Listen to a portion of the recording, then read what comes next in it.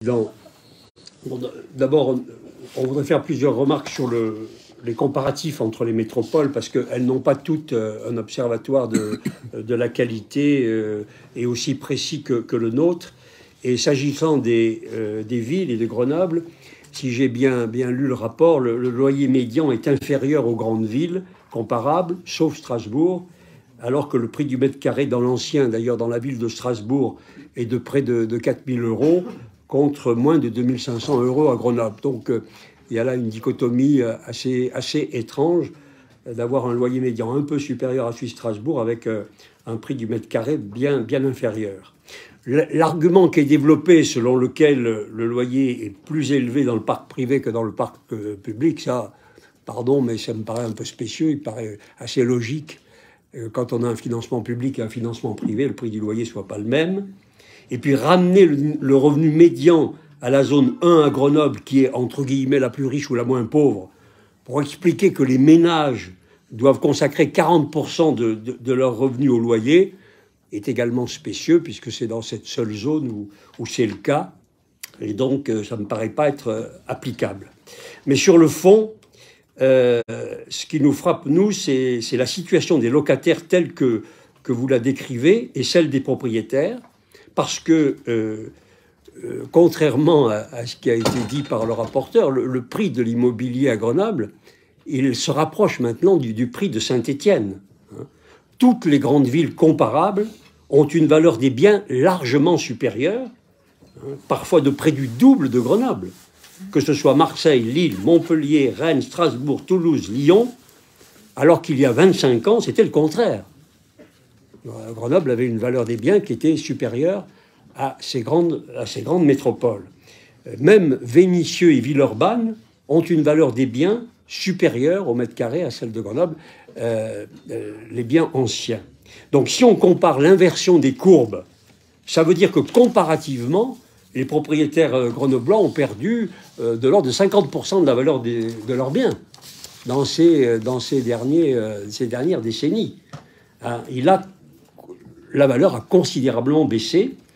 Et je comprends très bien que M. Béron-Pérez et les opérateurs immobiliers, c'est leur rôle, communiquent en ce moment sur la hausse de l'ordre de 5% cette dernière année de la valeur des biens de Grenoble pour redonner confiance aux acquéreurs. Ça, je crois que c'est logique. Mais même si on imagine qu'à Lyon ou à Bordeaux, la hausse de l'immobilier est de moins de 5%, comme le mètre carré est à 5 500 à Lyon, à 5 000 euros à Bordeaux, contre 2005 à Grenoble, je pense que, comparativement toujours, ça ne modifie pas la donne, cette modeste augmentation. Mais ce qui me frappe surtout, c'est que, selon vous, cet appauvrissement massif des propriétaires n'a pas servi les locataires.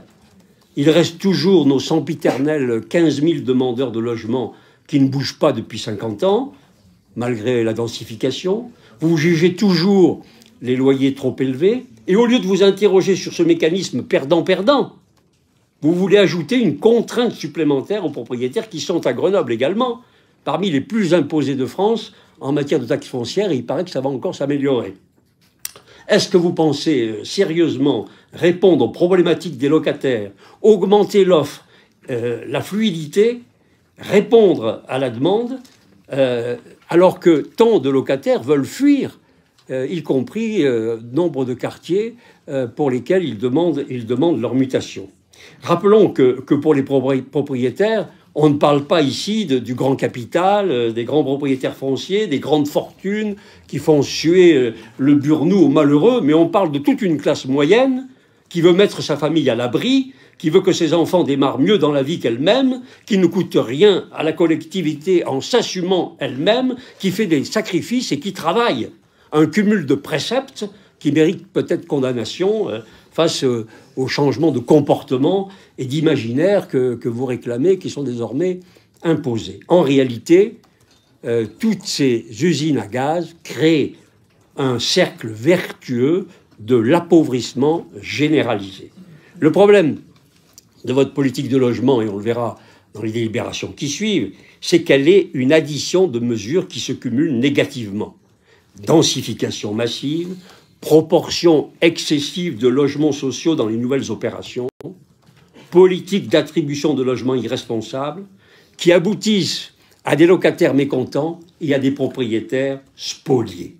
Malheureusement, elle est étendue à toute la métropole, sous des prétextes divers. Une fois, il faut densifier pour qu'il y ait plus de monde dans le tramway. Avant, les transports en commun étaient au service de la population. Maintenant, c'est la population qui est au service des transports en commun. Ensuite, il faut densifier à cause du sempiternel étalement urbain, alors qu'avant, on luttait contre lui en créant des villes nouvelles et on aménageait le territoire autrement.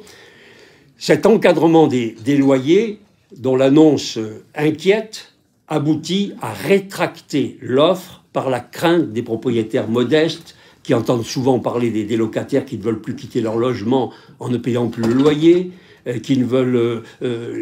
et au fond, c'est une mesure qui se cumule avec le reste et qui participe de cette paupérisation générale qui n'aide aucunement les plus modestes.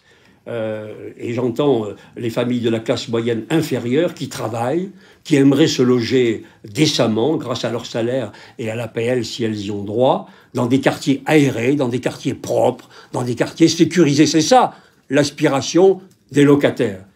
Alors, est-ce que vous allez y répondre avec cette usine à gaz supplémentaire qui s'empile à tous les dispositifs que vous mettez en place dans une sorte d'ivresse bureaucratique qui fait frémir? Certainement pas. Depuis 25 ans, vous maîtrisez l'urbanisme, vous maîtrisez le logement dans la métropole, avec sur ces 25 ans une bonne dizaine d'années de gauche au pouvoir national. Vous pouvez quand même mesurer, avec les chiffres que vous annoncez vous-même, les résultats de votre politique. Selon un membre du GIEC récemment, les nouveaux quartiers appelés par antiphrase écoquartiers sont une catastrophe par rapport au réchauffement climatique. Grenoble est devenue, selon le CNRS, la première ville de France hors Paris pour les îlots de chaleur, et on continue des politiques d'urbanisme qu'on d'ailleurs on étend à toute la métropole, si j'ai bien compris. Je ne peux pas juger de ce qui se passe dans les autres communes, mais ce qui me revient, c'est que cette politique urbanistique est étendue de partout, de façon à uniformiser la métropole sur ses bases, et on découvre beaucoup de populations, locataires ou non, locataires ou propriétaires découvrent avec horreur qu'on leur supprime le soleil, la vue sur les montagnes, et on ne voit pas en quoi c'est une amélioration pour eux. Donc l'encadrement des loyers n'est pas la priorité, et les chiffres qui ont été rappelés par M. Tovist vont dans le même sens, n'est pas la priorité sur ce territoire. La priorité, c'est de mettre en œuvre un autre urbanisme, une autre politique du logement, avec une synergie positive qui favorise à la fois le locataire. Et comment on le favorise? On le favorise par le nombre et la fluidité et la qualité des biens qui sont mis sur le marché. Et le propriétaire, on le favorise en veillant à ce que la valeur de son bien ne se dégrade pas parce que c'est un investissement privé qui mérite le respect.